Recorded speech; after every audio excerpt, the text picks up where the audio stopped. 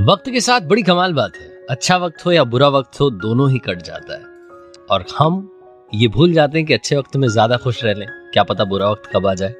94.3 boy FM से मैं हूं आरजे कार्तिक। आज की कहानी भी कुछ इसी तरीके की है। एक बार एक राजा को एक बाबा जी मिले और बाबा जी ने राजा को एक ताबीज दिया। क्योंकि राजा बड़ा भक्ति में लीन टाइप का इंसान था, इसलिए राजा ने वो ताबीज अपने गले में पहन लिया।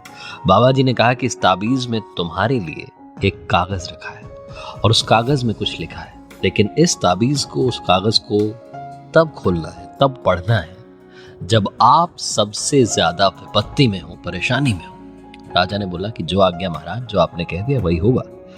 उसके बाद राजा अपने कामों में लग गए, भूल गए ये सबको। बहुत वक्त बीत गया। एक बार राजा जंगल में शिकार करते हुए पहुंचे और कब अपनी सेना से दूर चले गए, शेर का पीछा करते करते कब दूसरे राज्य की सीमा में प्रवेश कर गए, उन्हें खुद मालूम नहीं चला। राजा बड़े परेशान अपने राज्य का रास्ता ढूंढने लगे, लेकिन जंगल में वो खो गए। अब राजा साहब उस जंगल में एक गुफा में घुस गए और उन्हें लगा कि इसी में मेरे लिए सुरक्षित स्थान है, इससे सुरक्षित स्थान मेरे लिए कुछ है नहीं। राजा को थोड़ी सी अच्छा लगने लगा, राहत ली।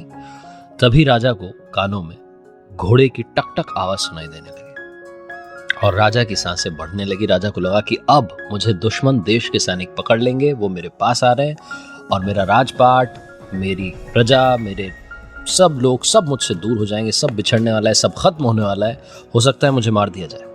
राजा के दिमाग में इतने सारे विचार अचानक से आने लगे, जैसा कि हम सभी के साथ होता है। हम परेशानी में बहुत कुछ उल्टा उल्टा सोचने लगते हैं। तभी राजा को अचानक याद आया कि वो बाबा जी ने मुझे एक ताबीज दिया था जो मैंने पहना हुआ है।